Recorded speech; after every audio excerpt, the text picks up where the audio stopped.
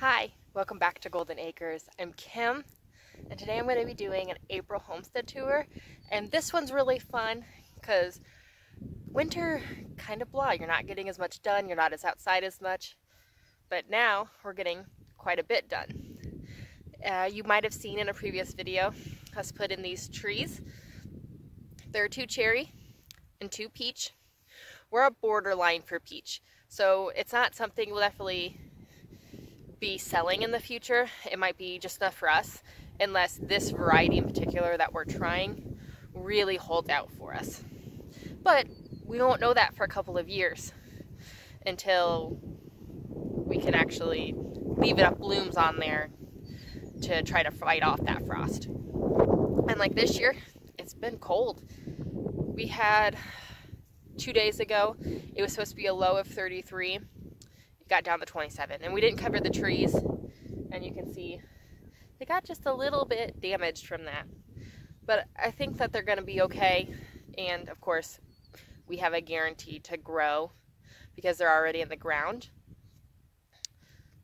so we can always contact the company and get them replaced if something goes wrong. How dirty are you?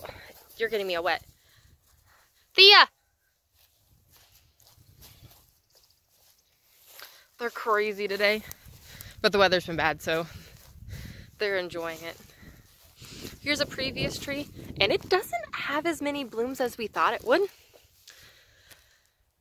So this is a Russet apple pear next to a Bartlett pear, which then has like 7 blooms or something there on that one branch.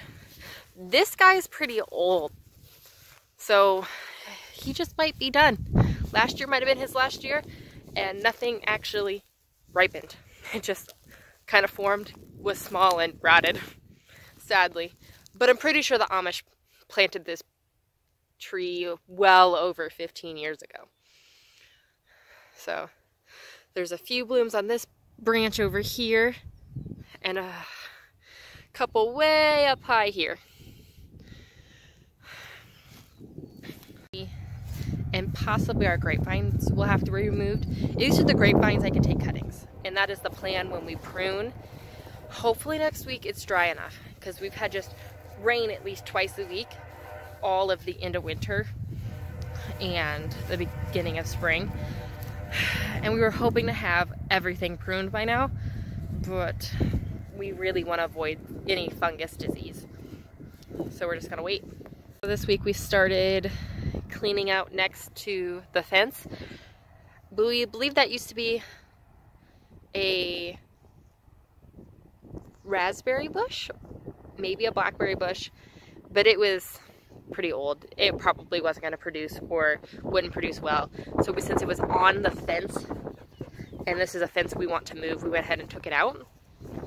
And then this was a locust tree, and these thorns are brutal.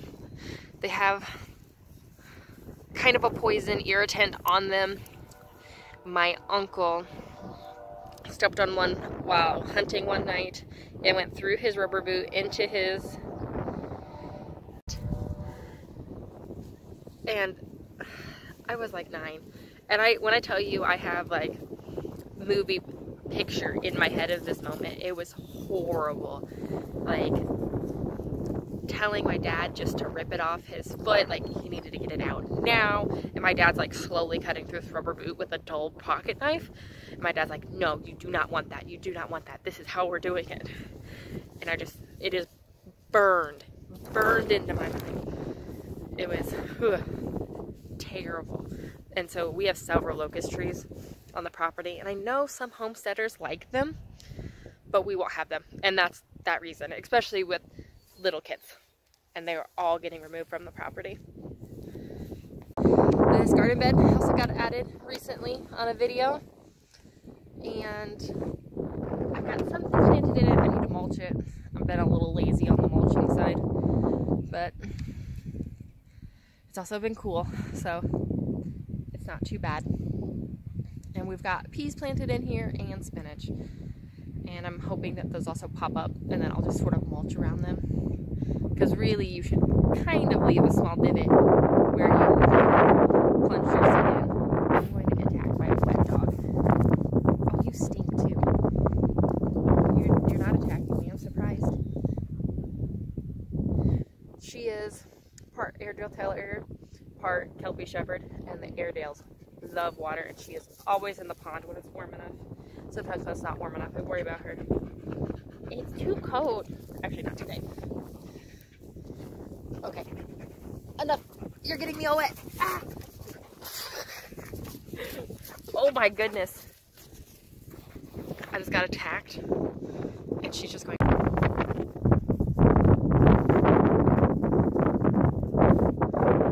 That's the shepherd in her. She was trained to herd, and then she broke her leg as a pup.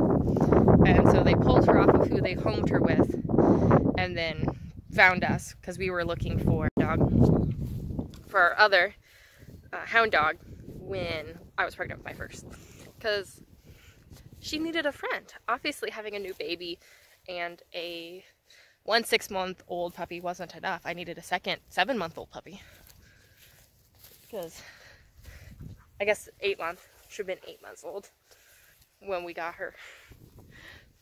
So over here we started clearing out some brush.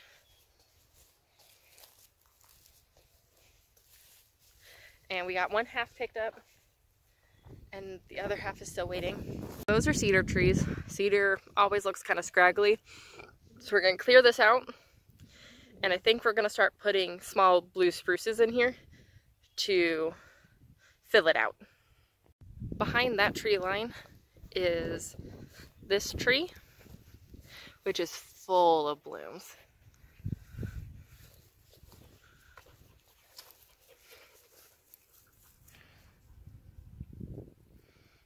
Pruned badly. He has lots of crossing branches, and he hasn't been trained. Like this branch, which I think is too strong, should really be pushing out more. And we'll try to push him, but he kind of is what he is, and the new stuff we'll just manage. And over here, I haven't even really taken a look at a cherry tree yet. The cherry tree has a few brooms,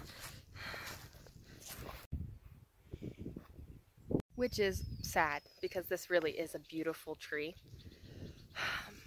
But we then should make space for what is coming and what is coming up. But also, we keep things near our house pretty sparse for bugs. So we would rather walk a ways out, and we're in our 20s. Like, we're fine to just walk out and go pick fruit rather than have things close and worry about bees and bugs. I'm allergic to wasps. It's minor-ish, but it is something we have to think about. And so having fruit trees where wasps like to come collect nectar right next to the house, not necessarily ideal. And I can go out with jeans and sleeves knowing I'm going to get fruit and be protected that way. One of the biggest changes, the outhouse is gone. Okay, not burned yet. It's over on a burn pile that we've got heading out, but it is out of this area. You can hear the fan on the greenhouse running. So you've got conduit under the ground to power the greenhouse. We've got some pots in there. It's actually spinach, which is getting a little bolty. But we'll head inside. A few late tomatoes, which I think will be my donating stash. Spinach, nothing. And I just harvested some radishes in here. Couple onions. I was practicing transplanting before I went and transplanted a bunch into the garden. And then there's weeds. Our compost was outside. Put it over there, it's not getting watered. And then I've replanted this with some golden beets. So as soon as those radishes are completely done, which they should be here in the next couple days, I will be taking that bucket outside and adding it to the stash over here. My hardening off table, which is pretty full. And then here is the container garden, which I got my spacing wrong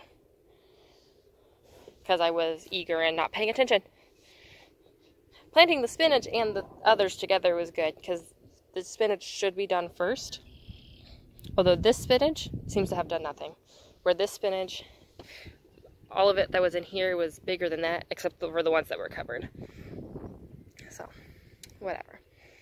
But our big plants here, cauliflower, cauliflower, cauliflower, broccoli. I honestly just got into a hurry and I got my spacing wrong because I was like, this needs planted and the other spot is not ready. And over here, we have not done as much. Some things are happening without us, like things coming into bloom, and almost the plants seem to be growing by themselves. But we've also been taking out fences, and this stuff behind me is getting ready to get moved to become trellising after we build a couple more raised garden beds.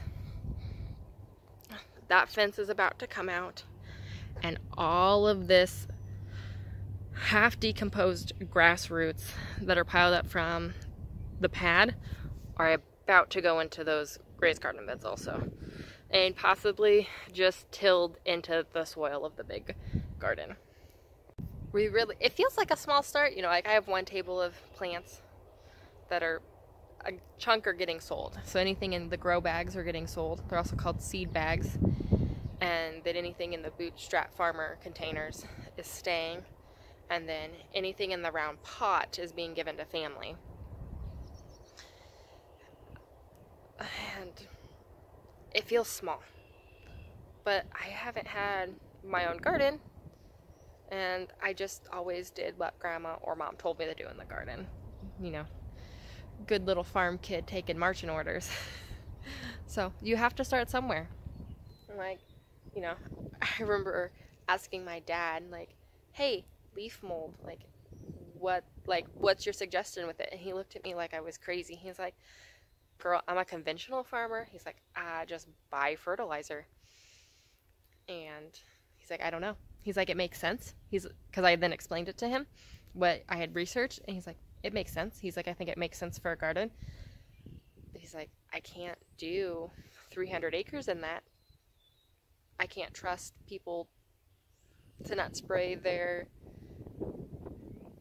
chemicals on trees. Like, he's like, then you don't know what you're getting and all that complicatedness, and if you were to mix chemicals, and it's just something that wasn't necessarily feasible on that scale because there was no suppliers doing it for people.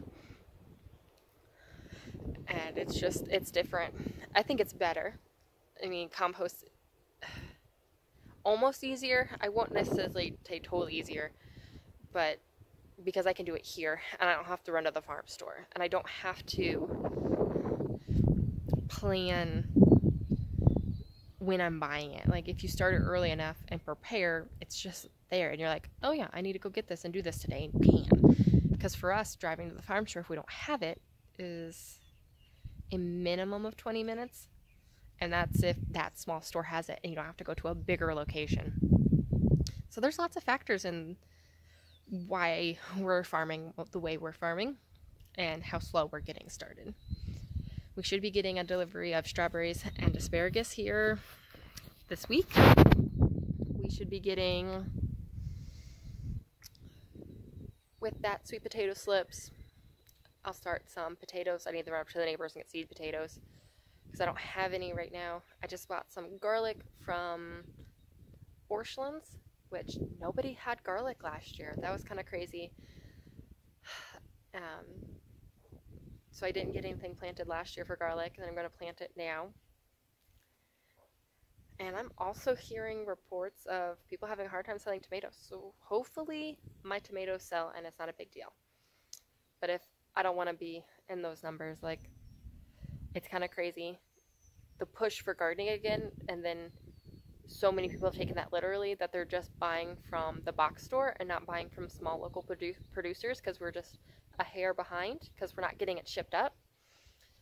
And I was like, that's like, don't freak out so much that you're skipping over your local, because those plants are going to be more acclimatized than anything at a local box store. Oh. Thanks for being with us today. I know I rambled on there a little bit at the end. If you like what we're doing, hit that like button. If you want to follow along, hit that subscribe button. And share us with somebody who you think would enjoy this. God bless. Have a wonderful day.